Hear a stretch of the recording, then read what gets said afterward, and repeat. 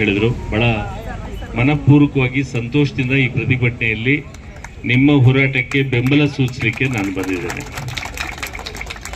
ವೇದಿಕೆ ಮೇಲೆ ಆಸೀನರಾಗಿರ್ತಕ್ಕಂಥ ಎಲ್ಲ ಸಮಾಜದ ಮುಖಂಡರೇ, ಪೂಜ್ಯ ಗುರುಗಳೇ ಹಾಗೂ ಕರ್ನಾಟಕದ ಗ್ರಾಮೀಣ ಪ್ರದೇಶ ಮತ್ತು ಉತ್ತರ ಕರ್ನಾಟಕದ ಬಹಳಷ್ಟು ಜನ ನಾನು ನೋಡ್ತಾ ಇದ್ದೇನೆ.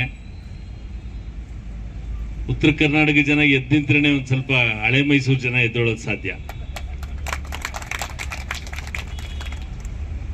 ಇವತ್ತು ಸುವರ್ಣ ಕರ್ನಾಟಕ ಗಾಣಿಗ ಮಹಾಸಭಾ ಏನಿವತ್ತು ಗಾಣಿಗರ ಅಭಿವೃದ್ಧಿ ನಿಗಮ ಬಸವರಾಜ ಬೊಮ್ಮಾಯಿ ಅವರು ಮುಖ್ಯಮಂತ್ರಿಯಾಗಿದ್ದಾಗ ಅಂದ್ರೆ ನಾನು OBC ಅಧ್ಯಕ್ಷನಾಗಿ ಗಾಣಿಗ ಸಮಾಜ, ಕುಂಬಾರ ಸಮಾಜ, ತಿಗಳ ಸಮಾಜ, ಮಾಳಿ ಸಮಾಜ, ನೇಕಾರರ ಸಮಾಜ ಜೊತೆಯಲ್ಲಿ ಈಡಿಗ ಸಮಾಜದ್ದು ಸಹ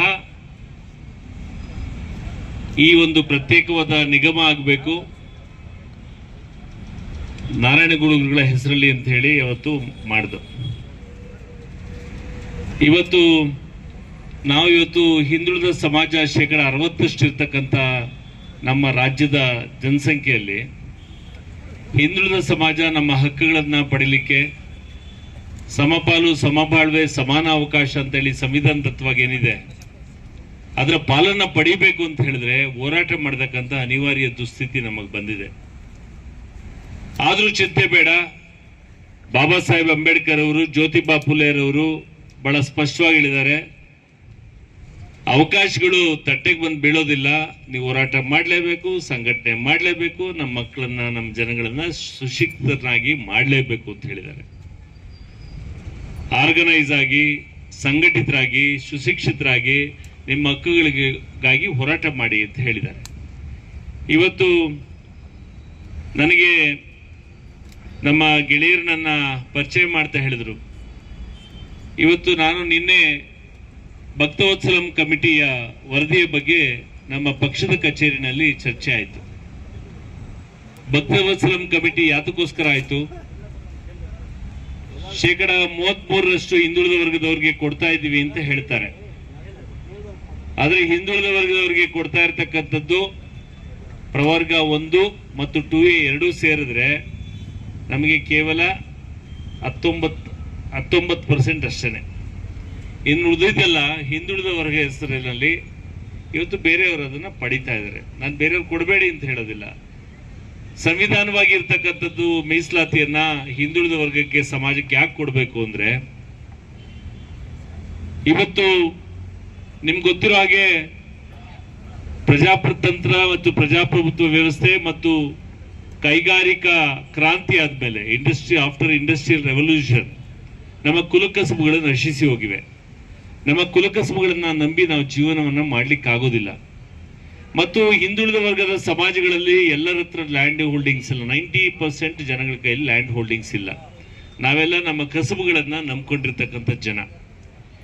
ಇವತ್ತು ಇಂಥ ಕಸಬುಗಳನ್ನ ನಂಬ್ಕೊಂಡಿರ್ತಕ್ಕಂಥ ಜನಗಳಿಗೆ ನಾವೆಲ್ಲ ದೇವರಾಜ ಅರಸರ ಗಡಿಲಿ ಪಳಗಿ ಬೆಳೆದು ಬಂದಂಥವ್ರು. ಪುಣ್ಯಾತ್ಮ ದೇವರಾಜ ಅರಸರು ಬಹುಶಃ ಅವನವ್ರ ಕಮಿಷನ್ ತರದನೆ ಹೋಗಿದ್ದಿದ್ರೆ ಇನ್ನು ಎಷ್ಟು ಜನ ಅವಿದ್ಯಾವಂತರಾಗಿರ್ಬೇಕಾಗಿತ್ತು. ಲೋಕಲ್ ಬಾಡಿ ಆಗ್ಲಿ ಎಲ್ಲೂ ನಾವು ಮತ್ತೆ ತಲೆ ಎತ್ತಲಿಕ್ಕೆ ಸಾಧ್ಯ ಆಗ್ತಾ ಇರಲಿಲ್ಲ.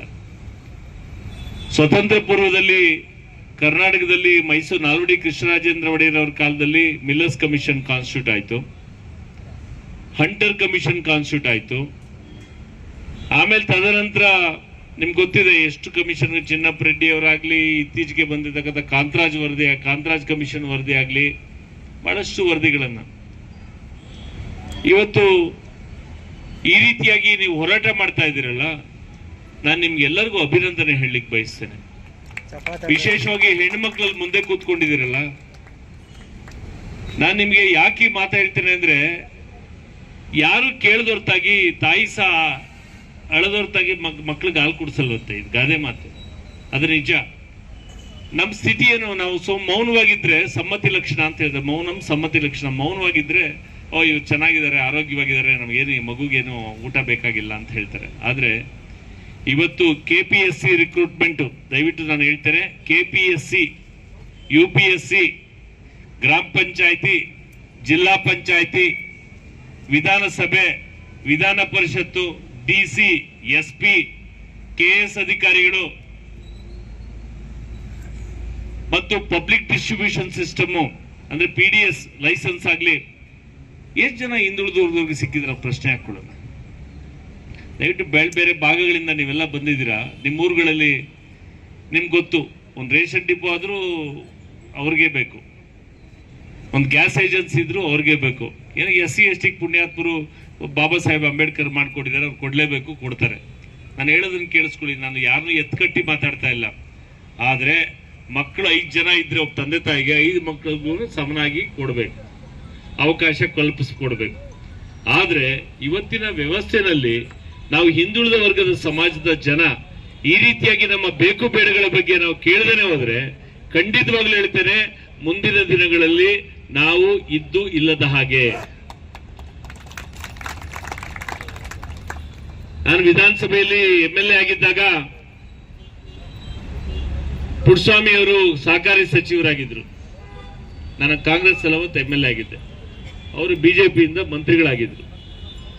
ಪುಟ್ಟಸ್ವಾಮಿ ಅವರು ಬಹುಶಃ ಕೋಆಪರೇಟಿವ್ ಸೊಸೈಟಿಗಳಲ್ಲಿ 3 ಜನ ಹಿಂದುಳಿದ ವರ್ಗದವ್ರಿಗೆ ಮೀಸಲಾತಿಯನ್ನ ಕೊಡಬೇಕು ಅಂದ್ರೆ ಕಡ್ಡಾಯವಾಗಿ 3 ಜನ ಇರಬೇಕು ಅಂತ ಹೇಳಿದಾಗ ಎಷ್ಟು ವಿರೋಧ ವ್ಯಕ್ತವಾಯಿತು ಅಂತ ನನಗೆ ಗೊತ್ತು. ಆದ್ರೆ ಅವತ್ತು ಅವತ್ತವರು ಅವರ ಸೀಟ್ನೇ ಕಳ್ಕೋಬೇಕಾಯ್ತು, ಮಂತ್ರಿ ಪದವಿನೇ ಕಳ್ಕೊಳ್ಬೇಕಾಗಿತ್ತು ಮಾಡಿದ್ಕೆ. ಇದು ಎಷ್ಟು ಜನಕ್ಕೆ ನಿಮ್ಮ ಸಮಾಜದವ್ರಿಗೂ ಗೊತ್ತಿದೆಯಲ್ಲೋ ಗೊತ್ತಿಲ್ಲ. ನಾನು ವಿ ಆರ್ ಸುದರ್ಶನ್ ಚೇರ್ಮನ್ ಹಿಂದುಳಿದ ವರ್ಗಕ್ಕೆ ನಾನು ಜನರಲ್ ಸೆಕ್ರೆಟರಿ ಕೆಲಸ ಮಾಡಿ, ನಾನು 30 ವರ್ಷದ ಹಿಂದಿನ ಕಥೆ ಹೇಳ್ತಾ ಇದ್ದೇನೆ. ಸಿದ್ದರಾಮಣ್ಣ ಅವರದ್ದು ವರ್ಕಿಂಗ್ ಪ್ರೆಸಿಡೆಂಟ್ ಆಗಿದ್ದವರು. ತಿಳ್ಕೊಳ್ಳಿ, ಯಾರೇ ರಾಜಕಾರಣಿಗಳಿಂದ ಸಂಪೂರ್ಣ ಬದಲಾವಣೆ ಆಗ್ಲಿಕ್ಕೆ ಸಾಧ್ಯ ಆಗೋದಿಲ್ಲ. ಇದು ಸಮಾಜದ ಹೋರಾಟ ಬಹಳ ಮುಖ್ಯ. ಸಮಾಜ ಕನಸನ್ನ ಕಾಣಬೇಕಾಗತ್ತೆ.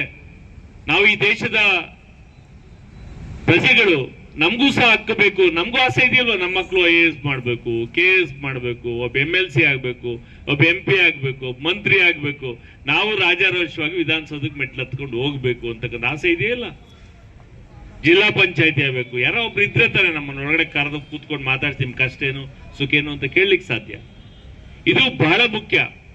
ಅದಕ್ಕೋಸ್ಕರನೇ ಸಂಘಟನೆ ಹೋರಾಟ. ಇವತ್ತು ನಾನು ಮೊನ್ನೆನೂ ಬಸವರಾಜ ಬೊಮ್ಮಾಯಿ ಅವ್ರ ಹತ್ರ ಕೇಳಿದೆ, ಸರ್ ನೀವೇನೋ ಮಾಡಿದ್ರಿ, ಆದ್ರೆ ಬೇಕಾಗಿರ್ತಕ್ಕಂಥ ನೋಂದಣಿ ಕಾರ್ಯ ಆಗಿಲ್ಲ, ಬಜೆಟ್ ಅಲೋಕೇಶನ್ ಆಗಿಲ್ಲ, ಈಗ ಬಜೆಟ್ ಈಗ ರಾಜ್ಯ ಸರ್ಕಾರ ಮಂಡಿಸಬೇಕಾಗಿದೆ, ದಯವಿಟ್ಟು ಇದ್ರ ಬಗ್ಗೆ ನಾವು ಹೋರಾಟವನ್ನ ಮಾಡಲೇಬೇಕಾಗ್ತದೆ ಅಂತ ಹೇಳಿದಾಗ, ನಾನು ರಘು ಕೌಟಿಲ್ಯ ಈಗ ನನ್ನ ಜಾಗದಲ್ಲಿ ಬಂದಿರತಕ್ಕಂಥ ಅಧ್ಯಕ್ಷರು, ಅವರು ಸಹ ಮಡಿವಾಳ ಸಮಾಜಕ್ಕೆ ಸೇರಿರ್ತಕ್ಕಂಥವ್ರು, ಹಿಂದುಳಿದ ಸಮಾಜಕ್ಕೆ ಬರ್ತಕ್ಕಂಥವ್ರು. ನಾನು ಈ ಸಂದರ್ಭದಲ್ಲಿ ನಿಮ್ಮಲ್ಲಿ ಏನಂದ್ರೆ, ಇವತ್ತು ನೀವು ನಿಗಮದ ನೋಂದಣಿ ಅಧಿಕೃತ ಕಚೇರಿ ಅನುಷ್ಠಾನ ಮತ್ತು 500 ಕೋಟಿ ರೂಪಾಯಿ 200 ಕೋಟಿ ಬಜೆಟ್ ನಲ್ಲಿ ಇಡಬೇಕು ಅಂತ ಹೇಳಿದ್ದೀರಾ. ಖಂಡಿತವಾಗ್ಲೂ ಇದು ಡಿಮ್ಯಾಂಡ್ ಅನ್ನು ಇಡಬೇಕು. ಬಜೆಟ್ ಅಲ್ಲಿ ನೀವು ಡಿಮ್ಯಾಂಡ್ ಇಡ್ಲಿಲ್ಲ ಅಂತ ಹೇಳಿದ್ರೆ, ಇವತ್ತು ನಾನು ನಿನ್ನೆ ಮಾತಾಡ್ತಾ ಹೇಳಿದೆ ನಮ್ಮ ಸಭೆನಲ್ಲಿ, ಸರ್ ನಮ್ಮ ಪರವಾಗಿ ಮಾತಾಡೋಕ್ಕೆ ಕ್ಯಾಬಿನೆಟ್ ಅಲ್ಲೂ ಇಲ್ಲ, ಯಾರು ಪಾರ್ಲಿಮೆಂಟ್ ಅಲ್ಲೂ ಇಲ್ಲ, ಇದ್ರೂ ಅವ್ರ ಕೈಗೊಂಬೆಗಳಾಗಿರ್ತಾರೆ ಕೆಲವರು. ಇವತ್ತು ಪ್ರಧಾನಮಂತ್ರಿಗಳು ಗಣಿಗ ಸಮಾಜಕ್ಕೆ ಸೇರಿರ್ತಕ್ಕಂಥವ್ರು. ನಾವು ಹೆಮ್ಮೆ ಪಡ್ತೇವೆ. ನಾನು ಇಲ್ಲಿ ಬರೋಕ್ಕಿಂತ ಮುಂಚೆ KR ರೋಡ್ ಅಲ್ಲಿ ಮೇದಾರ ಸಮಾಜ ಅಂದ್ರೆ ಮೇದಾರನ ಬುಟ್ಟಿ ಎಣಿತಕ್ಕಂಥವ್ರು, ನಮ್ಮ ಬಿದಿರಿನಿಂದ ಮಾಡ್ತಕ್ಕಂಥವ್ರನ್ನ ಭೇಟಿ ಮಾಡಿ ಬಂದೆ ಇಲ್ಲಿ ಬರೋಕ್ಕಿಂತ ಮುಂಚೆ. ಅವ್ರನ್ನ ಹೋಗಿ ನಾನು ಗಾಡಿಲಿ ಹಾಗೆ ಪಾಸ್ಪೋರ್ಟ್ ರಿನ್ಯೂವಲ್ ಮಾಡಬೇಕಾಗಿತ್ತು, ಅಲ್ಲಿ ಹೋಗಿ ಆಫೀಸ್ಗೆ ಹೋಗ್ಬಿಟ್ಟು ಬರ್ತಾ ದಾರಿಲಿ ನೋಡ್ಬಿಟ್ಟು ನಿಂತ್ಕೊಂಡು ಅವ್ರ ಹತ್ರ ಮಾತಾಡಿ ಒಂದು ಮಾತು ಕೇಳಿದೆ. ನಿಮ್ಗೆ ನರೇಂದ್ರ ಮೋದಿ ಅವರು ವಿಶ್ವಕರ್ಮ ಯೋಜನೆಯಲ್ಲಿ 1 ಲಕ್ಷ ರೂಪಾಯಿ ಲೋನ್ ಕೊಡ್ತಕ್ಕಂಥ ಯೋಜನೆ ಮಾಡಿದಾರಲ್ಲ, ನೀವೇನಾದ್ರು ಪಡೆದಿದ್ದೀರಾ ಅಂದಾಗ, ಸರ್ ನಾವು 30 ವರ್ಷದಿಂದ ಇದೀವಿ, ಎಲ್ಲ ಕೊಳ್ಳೇಗಾಲದ ಕಡೆಯವರು, ಮೈಸೂರು ಕಡೆಯವರು, ಬೆಂಗಳೂರು ಬಂದು 40-50 ವರ್ಷ ಆಯ್ತು. ಆದ್ರೆ ನಮ್ಗೆ ಯಾರು ಹೇಳೋರು ಇಲ್ಲ, ಕೇಳೋರು, ಸ್ವಂತ ಜಾಗ ಇಲ್ಲ, ಇಲ್ಲಿ ಯಾವಾಗ ಎತ್ತಂಗಡಿ ಮಾಡ್ತಾರೋ ಇವತ್ತು ನಾವು ಎದುಳ್ಬೇಕಾಗತ್ತೆ ಅಂತಕ್ಕಂಥ ಮಾತಾಡೋದು ನೋಡಿ. ಎತ್ತ ದುರಂತ. ಅಧಿಕಾರಿಗಳೋಗಿ ಸಂಬಂಧಪಟ್ಟ ಯೋಜನೆಗಳನ್ನು ತಿಳಿಸೋದಿಲ್ಲ. ಅಲ್ಲಿ ಅಣ್ಣ ನಮ್ಮವನಾದ್ರೂ ಅತ್ತಿಗೆ ನಮ್ಮವಳಲ್ಲ, ಸರ್ಕಾರ ನಮ್ದಾದ್ರೂ ಬಡಿಸೋರು ಮುಖ್ಯ ಅಲ್ಲಲ್ಲ. ಇವತ್ತು ಬಹಳ ಮುಖ್ಯ ಅಂತ ಹೇಳಿದ್ರೆ, ಈ ವ್ಯವಸ್ಥೆನಲ್ಲಿ 2,30,50 ಅಥವಾ 50 ಲಕ್ಷ ಕೋಟಿ, 2,50,000 ಕೋಟಿ ಬಜೆಟ್ನ ಮಂಡನೆ ಆಗಿತ್ತು ಹೋದ್ ಸರಿ. ಈಗ ಇನ್ನೊಂದು ಸ್ವಲ್ಪ ಜಾಸ್ತಿ ಬಜೆಟ್ ಆಗುತ್ತೆ. ಯಾಕಂದ್ರೆ ಕಳೆದ 3 ವರ್ಷಗಳಲ್ಲಿ ನಾನು 4 ಸರಿ ಇಡೀ ರಾಜ್ಯ ಪ್ರವಾಸ ಮಾಡಿದ್ದೇನೆ. ಒಬ್ಬ ಅಧ್ಯಕ್ಷನಾಗಿ ಪ್ರತಿಯೊಂದು 224 ಕ್ಷೇತ್ರಗಳಿಗೆ ಹೋಗಿ ನೋಡಿದ್ದೇನೆ. ಎಷ್ಟೋ ಸಮಾಜಗಳು, ಸಣ್ಣ ಸಣ್ಣ ಸಮಾಜಗಳು ಗ್ರಾಮ ಪಂಚಾಯತಿ ಮೆಂಬರ್ ಆಗಕ್ಕಾಗಿಲ್ಲ. ಜಿಲ್ಲಾ ಪಂಚಾಯತಿ ಇರಲಿ, ಟೌನ್ ಪಂಚಾಯತಿ ಏನೋ ತಾಕತ್ತಿತ್ತಂದ್ರೆ ಒಂದು ಸ್ವಲ್ಪ ಜನ ಯಾರೋ ಅವ್ರ ಸ್ವಂತ ಶಕ್ತಿ ಮೇಲೆ ಬಂದಿರತಕ್ಕಂಥದ್ದು. ಇವತ್ತು ಏನು ನಿಗಮಕ್ಕೆ ಬೇಕಾಗಿರ್ತಕ್ಕಂಥ ಹಣವನ್ನು ಇಡಬೇಕು ಅಂತ ಹೇಳಿ ಒತ್ತಾಯ ಮಾಡಿದ್ದೀರಾ. ಮುಖ್ಯಮಂತ್ರಿಗಳಿಗೆ ಇವತ್ತು ಮನವಿಯನ್ನು ಕೊಡೋರಿದ್ದೀರಾ, ಇದು ಆಗ್ರಹಿಸಬೇಕು. ನಾನು ಮೊನ್ನೆ ಚಿತ್ರದುರ್ಗದಲ್ಲಿ ನಡೆದಂತಹ ಹಿಂದುಳಿದ ವರ್ಗಗಳ ಕಾರ್ಯಕ್ರಮದಲ್ಲಿ ನಾನು ಭಾಗಿಯಾಗಿದ್ದೆ. ನಾನೊಬ್ಬ ಭಾರತೀಯ ಜನತಾ ಪಕ್ಷದ OBC ಮೋರ್ಚಾದ ಜವಾಬ್ದಾರಿ ಸ್ಥಾನದಲ್ಲಿ ಇದ್ರು ಸಹ ನನಗೆ ಅದು ಪಕ್ಷ ಅಲ್ಲ, ಅದೊಂದು ಹಿಂದುಳಿದ ವರ್ಗದ ಸಮಾಜದ ಹೋರಾಟ ಅಂತ ಹೇಳಿ ನಾನು ಭಾಗಿಯಾಗಿದ್ದೆ.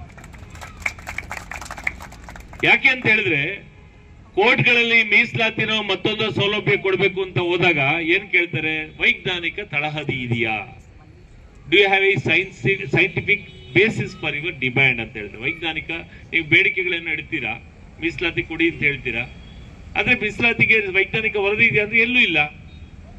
ಕಾರಣ ಏನು ನಿಮ್ಗೆ ಗೊತ್ತಿದೆ. ಸ್ವತಂತ್ರ ಪೂರ್ವದಲ್ಲಾಗಿರೋ ಸಮೀಕ್ಷೆ ಬಿಟ್ರೆ ಇನ್ಯಾವುದೂ ಸೋಶಿಯೋ ಎಕನಾಮಿಕ್ ಸರ್ವೆ ಆಗಿಲ್ಲ. ಆಗ್ಬೇಕಾ ಬೇಡ, ಸಂವಿಧಾನದಲ್ಲಿ ಹೇಳುತ್ತೋ ಇಲ್ವೋ. ಇದನ್ನ ತಡೆ ಹಿಡಿಯೋದು ತಪ್ಪು ಅಂತ ನಾನು ಈ ಸಂದರ್ಭದಲ್ಲಿ ಹೇಳಲಿಕ್ಕೆ ಬಯಸ್ತೇನೆ. ಯಾಕೆಂದ್ರೆ ಅದು ಕೇವಲ ಹಿಂದುಳಿದ ವರ್ಗದ ಸಮಾಜದಲ್ಲ, ಅದರಲ್ಲಿ ಎಲ್ಲಾ ಸಮಾಜದವ್ರದ್ದು ಯಾರ್ಯಾರು ಯಾವ್ಯಾವ ಸಮಾಜದವ್ರು ಎಷ್ಟು ಜನ MLAಗಳಾಗವ್ರೆ, ಮಂತ್ರಿಗಳಾಗವ್ರೆ, ಎಷ್ಟು ಜನ ಜಿಲ್ಲಾ ಪಂಚಾಯತ್ ಮೆಂಬರ್ ಆಗವ್ರೆ, ಎಷ್ಟು ಜನ ಗ್ರಾಜುಯೇಟ್ಗಳಿದ್ದಾರೆ, ಎಷ್ಟು ಜನ SLC ವರ್ಗು ಓದಿದ್ದಾರೆ, ಎಷ್ಟು ಲ್ಯಾಂಡ್ ಹೋಲ್ಡಿಂಗ್ಸ್ ಇದೆ ಅಂತೇಳಿ ಸೋಶಿಯೋ ಎಕನಾಮಿಕ್ ಸರ್ವೆ ಮಾಡಿರ್ತಕ್ಕಂಥದ್ದು ಕಾಂತರಾಜ್ ವರದಿಯದು. ಇದನ್ನ ಮಾಡಬೇಕು ಅಂತ ಈ ಸಭೆನಲ್ಲಿ ನಾನು ಒತ್ತಾಯ ಮಾಡ್ತೇನೆ. ಬಹುಶಃ ನಿಮ್ಮೆಲ್ಲರ ಸಹಮತವೂ ಇದೆ ಅಂತ ಹೇಳಿ ನಾನು ಈ ಸಂದರ್ಭದಲ್ಲಿ ಭಾವಿಸ್ತೇನೆ. ಈ ಒಂದು ಹೋರಾಟದ ಮುಖೇನ ಬಹುಶಃ ಹೇಳ್ತೇನೆ 208 ಜಾತಿಗಳಿವೆ, ಹಿಂದುಳಿದ ಜಾತಿಗಳು ನಮ್ಮ ಕರ್ನಾಟಕದಲ್ಲಿ. ಉಪಪಂಗಡಗಳನ್ನ ಹೊರತುಪಡಿಸಿ ನಾನು ಹೇಳುದು, ಅದೆಲ್ಲ ಸೇರಿದ್ರೆ 600 ಬರ್ತದೆ. ಇವತ್ತು ನಾವು ಹೋರಾಟವನ್ನು ಸಂಯುಕ್ತ ಆಶ್ರಯದಲ್ಲಿ ಒಂದು ವರ್ಗವಾಗಿ ಹೋರಾಟ ಮಾಡ್ತಕ್ಕಂಥ ಅವಶ್ಯಕತೆ ಇದೆ. ವರ್ಗವಾಗಿ ಅಂತಕ್ಕಂಥ ಮಾತನ್ನು ಯಾಕೆ ಬಳಸ್ತೇನೆ ಅಂದ್ರೆ, ಬಾಬಾ ಸಾಹೇಬ್ ಅಂಬೇಡ್ಕರ್ ಒಂದು ಪತ್ರ ಬರೀತಾರೆ, ಹಿಂದುಳಿದ ಜನಾಂಗಗಳದ್ದು ಒಗ್ಗಟ್ಟಿಲ್ಲ, ಕುರುಬ್ರೇ ಬೇರೆ, ಉಪ್ಪಾರರೇ ಬೇರೆ, ತಿಗಳರೇ ಬೇರೆ, ಬೆಸ್ತ್ರೆ ಬೇರೆ, ನೇಕಾರರೇ ಬೇರೆ, ನೇಕಾರರು ಅದೊಂದು 18 ಪಂಗಡ. ಇವ್ರು ಯಾವಾಗ್ಲೂ ಒಗ್ಗಟ್ಟಾಗೋದಿಲ್ಲ, ನಾವು ಚೆನ್ನಾಗಿ ರೈಡ್ ಮಾಡ್ಬೋದು, ಅದನ್ನ ನಾವು ಸವಾರಿ ಮಾಡ್ಬೋದು ಅಂತಕ್ಕಂಥದ್ದು. ಇವತ್ತಿನ ಸ್ಪರ್ಧಾತ್ಮಕ ಜಗತ್ತಲ್ಲಿ ನಾವೇನೋ ಒಂದು 50-55 ದಾಟ್ಬಿಟ್ಟಿದೀವಿ. ಆದ್ರೆ ಮುಂದಿನ ಪೀಳಿಗೆಗೆ ಈ ಪ್ರಜಾತಂತ್ರದ ಭಾರತದ ಈ ವ್ಯವಸ್ಥೆನಲ್ಲಿ ಹೋರಾಟ ಅನಿವಾರ್ಯ. ನಮ್ಮ ಹಕ್ಕುಗಳಿಗಾಗಿ, ನಮ್ಮ ಬದುಕಿಗಾಗಿ. ನನಗೆ ಗೊತ್ತು, ನಾನು ಬೆಂಗಳೂರು ನಗರದಲ್ಲಿ 3 ಸಾರಿ ಕಾರ್ಪೊರೇಟರ್ ಆದವನು, 6 ಸಾರಿ MLA ನಿಂತವನು, 2 ಸಾರಿ ಗೆದ್ದೆ, 4 ಸಾರಿ ಸೋತಿರ್ತಕ್ಕಂಥವ್ನು. ನನಗೆ ಗೊತ್ತು ಅದರ ಮಹತ್ವ ಏನು, ಗಾಂಭೀರ್ಯ ಏನು ಅಂತೇಳಿ ನಿಮ್ಗೆ ಗೊತ್ತು. ಒಬ್ಬ ಕಾರ್ಪೊರೇಟರ್ ಆಗ್ಬೇಕಾದ್ರೆ, MLA ಆಗ್ಬೇಕಾದ್ರೆ ಯಾರಾದ್ರೂ ಬಹುಶಃ ಇರೋರ್ಗೆ ಗೊತ್ತಿರ್ತದೆ ಎಷ್ಟು ಘಾಸಿ ಇರ್ತದೆ, ಎಷ್ಟು ಕಷ್ಟ ಇರ್ತದೆ ಅಂತ ಹೇಳಿ. ಇವತ್ತು ಈ ಒಂದು ಹೋರಾಟಕ್ಕೆ ಸಂಪೂರ್ಣವಾದ ಬೆಂಬಲವನ್ನ ವ್ಯಕ್ತಪಡಿಸ್ತಾ, ನಾವು ಹಿಂದುಳಿದ ಸಮಾಜಕ್ಕೆ ಏನು ಇಂದಿನ ಸರ್ಕಾರ ಈಗಾಗಲೇ ನಿಗಮಗಳನ್ನ ಘೋಷಣೆ ಮಾಡಿದ್ದಾರೆ. ನನಗೆ ನೋವಿನ ಸಂಗತಿ ಅಂದ್ರೆ, ಯಾವುದೋ ಒಂದು ಸಮಾಜಕ್ಕೆ 10,000 ಕೋಟಿ 1,000 ಕೋಟಿ ಎತ್ತಿಡ್ತೀವಿ ಅಂತ ಹೇಳ್ತಾರೆ, ನಮ್ಮ ಹಿಂದುಳಿದ ಸಮಾಜಕ್ಕೆ ಯಾಕೆ ಇಡಲ್ಲ ಅಂತ ಹೇಳೋದಿಲ್ಲ. ಯಾಕೆ ನಮ್ಮಲ್ಲಿ ನಮ್ಮ ಓಟ್ ಬೇಡವಾ, ನಾವು ಓಟ್ ಹಾಕಿಲ್ವಾ? ಇವನ್ನೆಲ್ಲವನ್ನ ಕೇಳಬೇಕು. ಪ್ರಜಾತಂತ್ರದ ಚೌಕಟ್ಟಿನಲ್ಲಿ ನಾವು ಕೇಳ್ತಕ್ಕಂಥ ಶಕ್ತಿ ಬರಬೇಕು ಅಂತ ಹೇಳ್ತಾ, ಈ ಸಂದರ್ಭದಲ್ಲಿ ನನ್ನನ್ನು ಬರಮಾಡಿಕೊಂಡು ನನ್ನ ಭಾವನೆಗಳನ್ನ ಹಂಚಿಕೊಳ್ಳಿಕ್ಕೆ ಅವಕಾಶ ನೀಡಿದ ನಿಮಗೆ ನನ್ನ ಕೃತಜ್ಞತೆಗಳನ್ನ ಹೇಳ್ತಾ, ಈ ಒಂದು ಹೋರಾಟಕ್ಕೆ ನನ್ನ ಸಂಪೂರ್ಣ ಬೆಂಬಲ ಇದೆ. ಮತ್ತು ಜೊತೆಗೆ ನಾನು ಹೇಳ್ತೇನೆ, ನೀವು ಇಲ್ಲಿಗೆ ನಿಲ್ಲಿಸಬೇಡಿ ದಯವಿಟ್ಟು. ಈ ಒಂದು ಹೋರಾಟದ ಮುಖ್ಯ ನಾನು ಒಂದು ಕರೆಯನ್ನು ಕೊಡ್ತೇನೆ. ಬಹಳ ಜನ ಯಂಗ್ಸ್ಟರ್ಸ್ ಇದ್ದೀರಾ, ನಿಮ್ಮಲ್ಲಿ ಎಷ್ಟು ಜನ ವಕೀಲರುಗಳಿದ್ದಾರೆ ಒಂದು ಪಟ್ಟಿ ಮಾಡಿ. ರಾಜ್ಯದಲ್ಲಿ ಎಷ್ಟು ಜನ ಗ್ರಾಜುಯೇಟ್ಸ್ ಗಳಿದ್ದಾರೆ, ಟೆಕ್ನಿಕಲ್ ಗ್ರಾಜುಯೇಟ್ಸ್ ಆಗಲಿ, ನಾನ್ ಟೆಕ್ನಿಕಲ್ ಮಾಡಿ. ಎಷ್ಟು ಜನ ಮೇಸ್ಟ್ರುಗಳಿದ್ದಾರೆ. You are going to be deciding voters.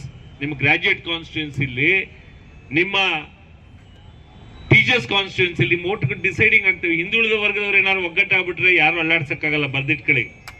ಆದ್ರೆ ಒಗ್ಗಟ್ಟು ಬಂದಿಲ್ಲ. ಈಗ ನನಗೆ ಗೊತ್ತು, ನಿಮ್ಮಲ್ಲಿ ರೈತರು ಎಷ್ಟು ಜನ ಇದ್ದೀರಾ, ಉದ್ಯಮಿಗಳು ಎಷ್ಟು ಜನ ಇದ್ದೀರಾ, ದಯವಿಟ್ಟು ಸಂಘಟಿತರಾಗಿ. ನನಗೊಂದು ಆಸೆ ಇದೆ, ಹೆಂಗೆ ದಲಿತ ಚೇಂಬರ್ ಆಫ್ ಕಾಮರ್ಸ್ ಮಾಡಿದಾರೋ ಅದೇ ರೀತಿಯಲ್ಲಿ OBC ಚೇಂಬರ್ ಆಫ್ ಕಾಮರ್ಸ್ ಮಾಡಬೇಕು ಅಂತೇಳಿ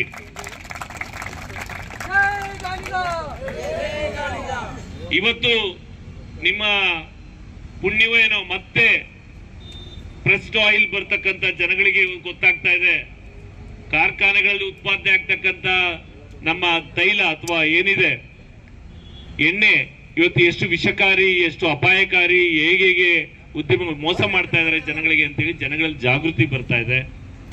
ಜೊತೆಲಿ ಆ ಕುಲಕಸಬು ಮತ್ತೆ ಅದು ರಿವೈವ್ ಆಗ್ತಕ್ಕಂಥ ಅವಕಾಶಗಳು ಹೆಚ್ಚಿದೆ. ಇವತ್ತು ಇವೆಲ್ಲ ಸಮಗ್ರವಾಗಿ ಯೋಚನೆ ಮಾಡ್ತಕ್ಕಂಥ ಒಂದು ಟಾಸ್ಕ್ ಫೋರ್ಸ್ ಅನ್ನ, ಒಂದು ಸಮಗ್ರವಾಗಿ ಕೆಲಸ ಮಾಡ್ತಕ್ಕಂಥ ಒಂದು ಚಿಂತನಾ, ಒಂದು ವೇದಿಕೆಯನ್ನ ಸೃಷ್ಟಿ ಮಾಡಿಕೊಂಡು ಹೋರಾಟವನ್ನ ಮಾಡ್ತಕ್ಕಂಥದ್ದಾಗಬೇಕು. ನಿಮ್ಮ ಗುರಿ ಈಗ ತಾತ್ಕಾಲಿಕವಾಗಿ ನಿಮ್ಗೆ ಆಗ್ಬೇಕಾಗಿರ್ತಕ್ಕಂಥ ಅಭಿವೃದ್ಧಿ ನಿಗಮ ನೋಂದಣಿ, ಬಜೆಟ್ ಅಲೋಕೇಶನ್ ಮತ್ತು ಜೊತೆಗೆ ಸೈಜ್ ಆಫ್ ದಿ ನಿಮ್ಗೆ ಗ್ರಾಂಟ್ ಕೊಡ್ಬೇಕು, ಅನುದಾನ ಕೊಡ್ಬೇಕು ಅಂತ 200 ಕೋಟಿ ಅಂತ ಹೇಳಿದಿರಲ್ಲ, 200 ಕೋಟಿ ಅಂತಕ್ಕಂಥದ್ದು. ಜೊತೆನಲ್ಲಿ ನೀವು ಲಾಂಗ್ ಟರ್ಮ್ ಮಧ್ಯಮ ಅವಧಿಯಲ್ಲಿ ಏನ್ ಮಾಡಬೇಕು, ಎಷ್ಟು ಜನ AS ರೆಡಿ ಮಾಡಬೇಕು, ಎಷ್ಟು ಜನ KS ಮಾಡಬೇಕು, ಎಷ್ಟು ಜನ DC ಮಾಡಬೇಕು, ಎಷ್ಟು ಜನ ಉದ್ಯಮಿಗಳನ್ನ ಮಾಡಬೇಕು, ಎಷ್ಟು ಜನ ಜಡ್ಜ್ಗಳು ಮಾಡಬೇಕು ಅಂತೇಳಿ ಟಾರ್ಗೆಟ್ ಇಟ್ಕೋಬೇಕು. ಹಿಂದುಳಿದ ಸಮಾಜದ ಜನ ಅಪ್ಪ ಹಾಕಿದ ಆಲ್ಮರ ಅಂತೇಳಿ ನೇಣಾಕಳ್ತಕ್ಕಂಥದ್ದಲ್ಲ. ನಾವು ನಮ್ಮ ಸಮಾಜದ ಗುರಿಗಳನ್ನ, ಹಿಂದುಳಿದ ಸಮಾಜ ಇವತ್ತು ನಾವು ಮುಂದೆ ಬರಬೇಕು ಅಂತ ಹೇಳಿದ್ರೆ ಎಜುಕೇಶನ್ಲಿ, ಎಕನಾಮಿಕಲಿ, ಸೋಷಿಯಲಿ, ಪೊಲಿಟಿಕಲಿ ನಮ್ಮ ಹಕ್ಕನ್ನ ನಾವು ಪಡೆದಾಗ ಮಾತ್ರ. ಬೇರೆಯವ್ರ ಊಟಕ್ಕೆ ಕೈ ಹಾಕೋದ್ ಬೇಡ. ಆದ್ರೆ ನಮ್ಮ ಊಟಕ್ಕೆ ಯಾರಾದ್ರೂ ಕೈ ಹಾಕಿದಾಗ ಮೌನವಾಗಿ ಸುಮ್ಮನೆ ಕೂತ್ಕೊಳ್ಳೋದು ಬೇಡ ಅಂತಕ್ಕಂಥ ಮಾತು ಹೇಳಿ, ಕಾಂತರಾಜ್ ವರದಿಯನ್ನು ಸಹ ಸರ್ಕಾರ ಸ್ವೀಕರಿಸಬೇಕು. ಯಾವುದೇ ಮುಲಾಜಿಲ್ದಂಗೆ ಸ್ವೀಕರಿಸಬೇಕು. 180 ಕೋಟಿ ರೂಪಾಯಿ ಖರ್ಚು ಮಾಡಿರ್ತಕ್ಕಂಥದ್ದು, 4 ಲಕ್ಷ ಜನ ಸ್ಟಾಫ್ ಕೆಲಸ ಮಾಡಿರ್ತಕ್ಕಂಥದ್ದು, ಜೊತೆಯಲ್ಲಿ ಬ್ಯಾಕ್ವರ್ಡ್ ಕ್ಲಾಸಸ್ಗೆ ಏನಿವತ್ತು ನಿಗಮಗಳು ಮಾಡಿದ್ದಾರೆ ಅದಕ್ಕೆ ಬಜೆಟ್ ಅಲೋಕೇಶನ್ ಮಾಡಬೇಕು, ಜೊತೆಗೆ ನೋಂದಣಿ ಮಾಡಬೇಕು, ಚಾಲನೆಯನ್ನ ಕೊಡಬೇಕು. ಆ ಸಮಾಜದವ್ರನ್ನೇ ಅಧ್ಯಕ್ಷನಾಗಿ ಪದಾಧಿಕಾರಿಗಳನ್ನ ಅಥವಾ ಮೆಂಬರ್ಗಳನ್ನಾಗಿ ಮಾಡಬೇಕು ಅಂತ ಆಗ್ರಹಿಸಿ ನಿಮ್ಮೆಲ್ಲರಿಗೂ ಹೊಂದಿಸಿ ನನ್ನ ಮಾತಿಗೆ ವಿರಾಮ ಕೊಡ್ತೇನೆ. ನಮಸ್ಕಾರ.